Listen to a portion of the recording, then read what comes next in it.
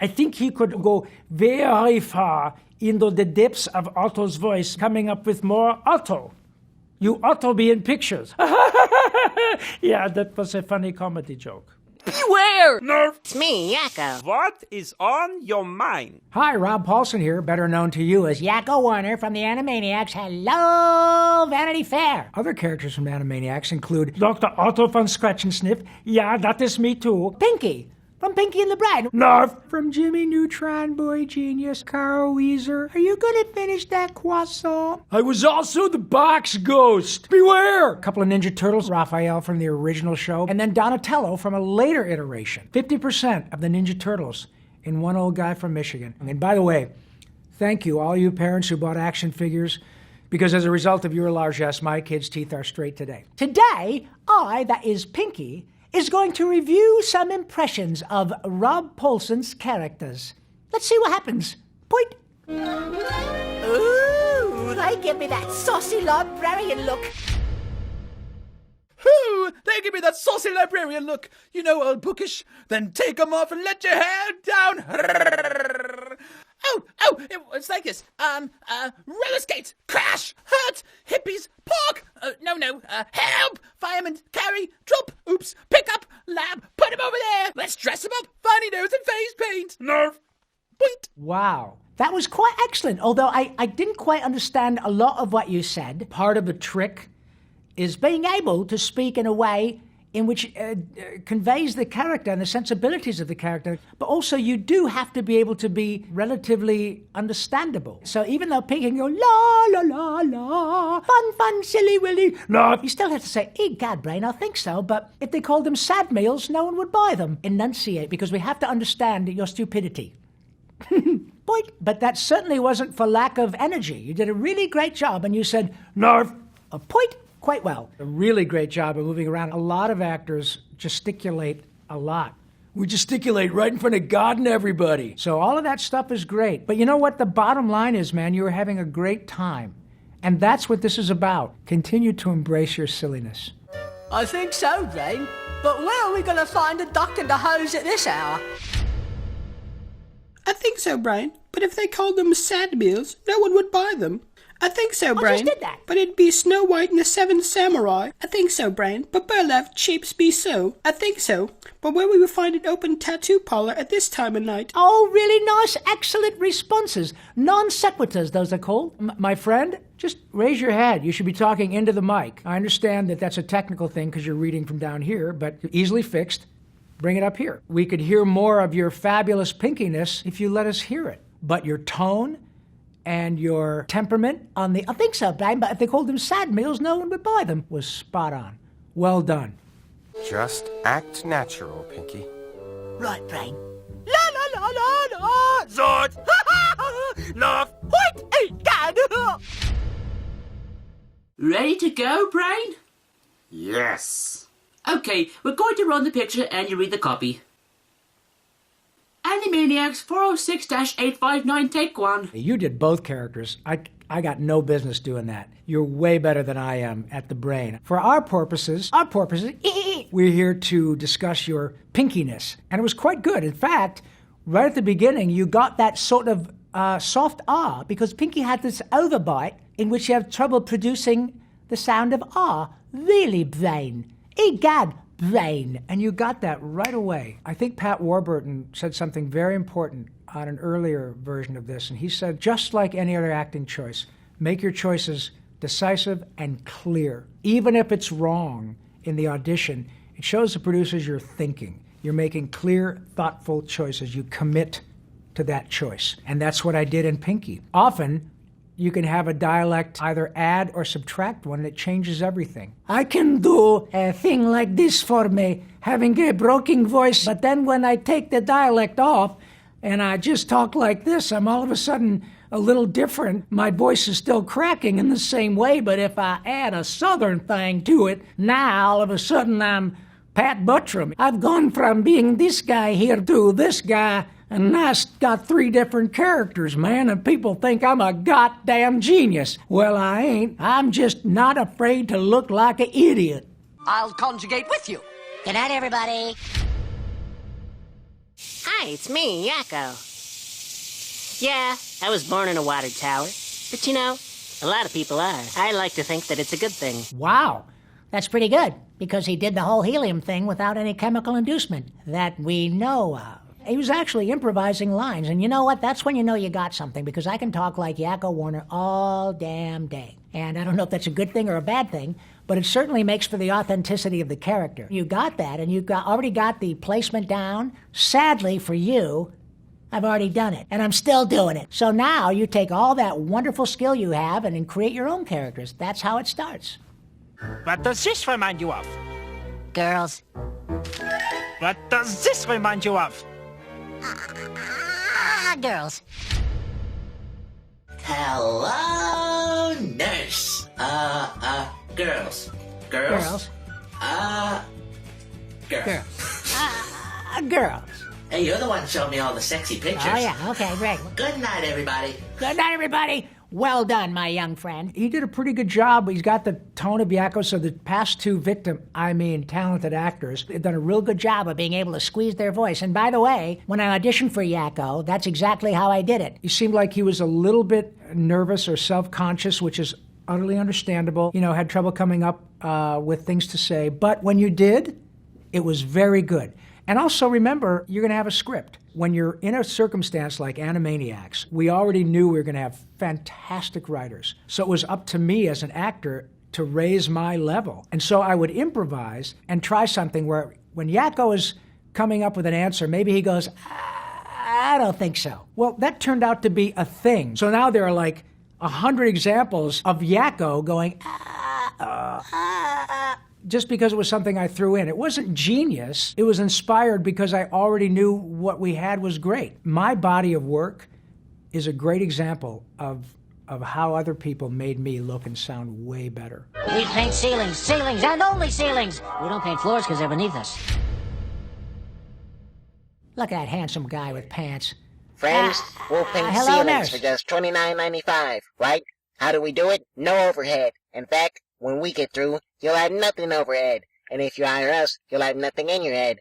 We paint ceilings, ceilings, and only ceilings. We don't paint floors because they're beneath us. Because they're beneath us. In that case, I could understand you, but you didn't give it nearly the range, okay? You got All sorts of places to go up and down. So it was a little bit flat. Often, you'll hear somebody that will say, push it a little more. It's sometimes easier to pull an actor back than to get him to push it more. I know this now because I've not only done this a zillion times, but now I direct the latest incarnation of Ninja Turtles at Nickelodeon. It's called Rise of the TMNT, and I'm the voice director. I often get people who are on-camera actors who come in and do the show. John Cena plays a bad guy. And it's interesting to hear me say to John, okay, John, we hear that, but you push it a little bit more. Occasionally, John would think, wow, I really pushed it big, but it's not even close to how big you could go. You kind of said, we paint ceilings, ceilings, ceilings, and nothing but ceilings. We don't paint floors because they're beneath us. If I were to say to you, give me a few more ups and downs, I would want you to say, we paint ceilings, ceilings, ceilings, and nothing but ceilings. We don't paint floors because they're beneath us. Lots of room to play, so swing for the fences. Let's see yours, Yakko. It's a cartoon. There's nothing there. That's not a cartoon. I take umbrage to that. Oh, sure. Take the umbrage. No, I mean I take offense. And now you want our fence, too? Oh, okay, you take umbrage. You switched a couple of letters around. You said umbarge. Now, there could be barge, but that's something that carries garbage down the East River. Barge. If you don't understand a word, or if you mispronounce it, make sure you get that right, especially in an audition. We don't want to give producers a reason not to hire you, and that is not an aspersion on your intellect. I mispronounce words all the time. So don't be afraid to ask if you have a question, okay? You did a pretty good job of going from Otto von Scratchnsniff to Yakko, boom, boom, boom. like that. It was quite good. Exactly. I've done many scenes where Yakko interacts with Dr. Scratchnsniff. Just because it's fun, I like to act opposite myself. So Yakko Warner saying, hey, Scratchy, you ever seen a pair of pants as brown as mine? I know, Yakko. I don't think I have, but you are the only one of the two of you who wears pants, so that alone is something for which I'm quite grateful. The great thing about this gig is that you can act with yourself, but you don't have to. We can stop and re-record. You do Scratchnsniff from top to bottom and then Yakko from top to bottom. So he did a great job of bouncing off the characters, but it's not necessary technically. It's an awful lot of fun to watch, though. You're not paying attention. You didn't hear any of that. You're not listening to anything I say. It is I, Dr. Scratchnsniff, from the Animaniacs. Make sure you click the subscribe button there, to help me keep up with the patient here. As you can see, he has a lot of issues. Now, let's hear from the others. Make sure that you punch the button. It's a plug. We have to make a living here. This guy's terrific. I think I've seen him before. In this case, with Dr. Otto, it was still sounded a little bit like there was more to go. He could commit deeper with a show that had so many characters. We were all asked to audition for a bunch of them. This was one of those occasions where the producers don't want you to be afraid. Play. If somebody throws you a glorious opportunity, hey, Rob, we've got the studio psychiatrist. What have you got? Well, let's see. How about if I do him like Peter Sellers in Dr. Strangelove? I love that character. But had I not done that, it could have gone to another actor, and they would have probably been great, too. In fact, maybe even better, but we'll never know, because I stole the opportunity. So, great job, kid. Your hair is on your head. This is hair. This is hair. It is not on my mind. It is on my head. Your hair is on your head! This is hair! This is hair! It is not on my mind! It is on my head! Very good job, because I recall that episode. We're doing a Rorschach test in which I say, what do you have on your mind? And then Wacko says, this is my hat. No, that is on your head. What is on your mind? My hair. No, you stupid kid. You don't understand. So he did a very good job of being right in the moment, dealing with the frustration of Dr. Otto von Scratchnsniff, but still there are opportunities to be so deep in the character that you pronounce words differently. You don't say mind like I say mind. You say mind. What is on your mind? There's a little difference in the way those words are pronounced. All of the minor inflections are very important when you try to create a character outside of the script. That's what makes the character complete and authentic. Does that make sense? I hope so, because I'm trying to do this without chemicals. Don't knock them, though, until you try them. Jim, I felt that way after I accidentally came to school wearing my underwear on the outside. But, time passes and people forget. No, I'm Carl Wheezer from Jimmy Neutron. I'm the llama guy. I have the inhaler. My mommy rubs my tummy and I go, nanny, nanny, nanny. Nanny, nanny, nanny. Okay, firstly, this guy takes it, he's doing cosplay as Carl Wheezer, which did a pretty damn good job. That was a great example of detail and nuance. He used the fact that Carl Wheezer has an inhaler, but what he didn't do was have a lazy L like Carl. He says, inhaler. It's a lazy L at the back of my throat. You said inhaler. There's a difference. It's not really an impediment. It's just an affectation. And I chose to put that in there because it works with the character. It gives a more organic authenticity to Carl. So you did a pretty good job, but next time you say inhaler, don't say inhaler if you're trying to be authentic to Carl. That's the way Carl does it. I want to be hall monitor. I want to be hall monitor. I want to be hall monitor. Carl Wheezer! I accept! Hello, I'm Carl. Carl? Oh, sorry, Jimmy. It's just that I love llamas so much. Hey, Sheen, I wonder what's going on in Jimmy's head right now. Really great job. He's got that placement, but remember, he did the same thing. I love llamas.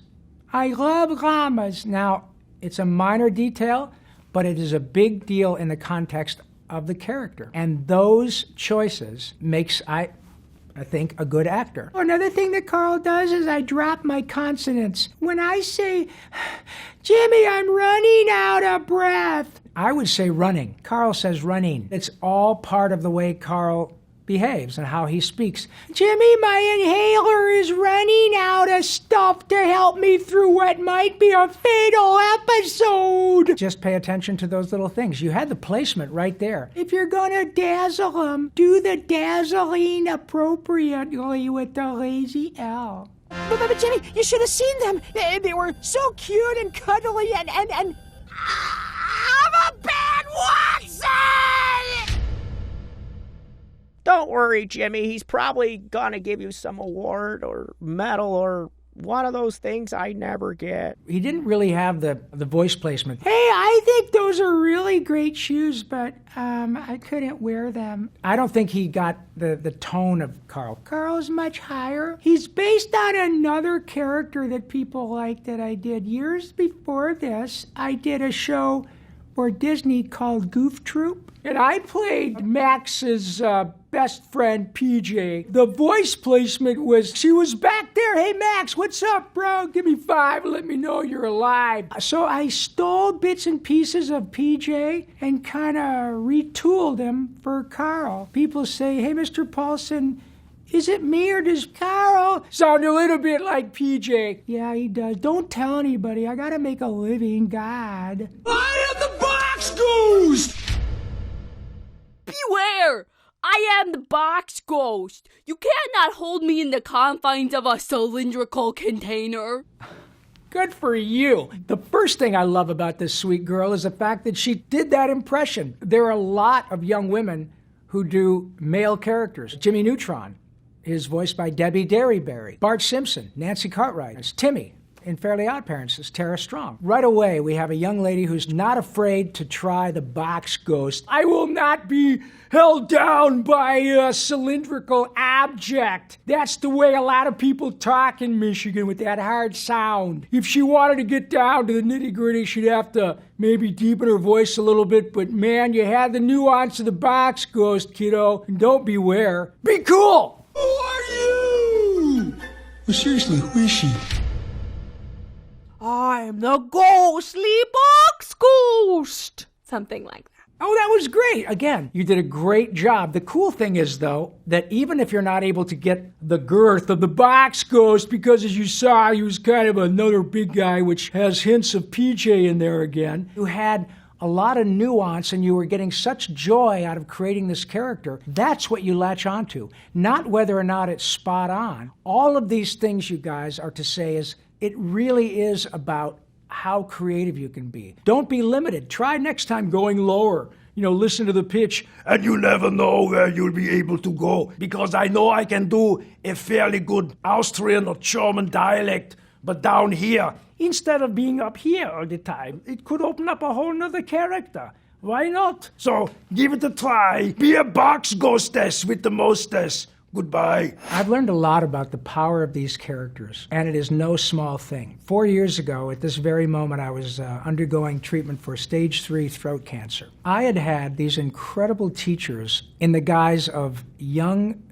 people and their parents who were going through diabolical circumstances, so that when people found out that I was going through my own time in the cancer cage, I would get emails from people who Raphael had spoken to 15 years before. And they would say, you'll never know how important it was that Raphael got to speak to my little boy. To this day, I meet people who are grown-ups who will tell me the most impossibly wonderful stories. My friend Maurice LaMarche and I were at a Comic-Con in Dallas, and I see this big, tatted-out, badass Texan. He walks up, finally makes it up to Pinky in the Brain, and said, hey, God, you're a big one, aren't you? Narf. And he started to cry.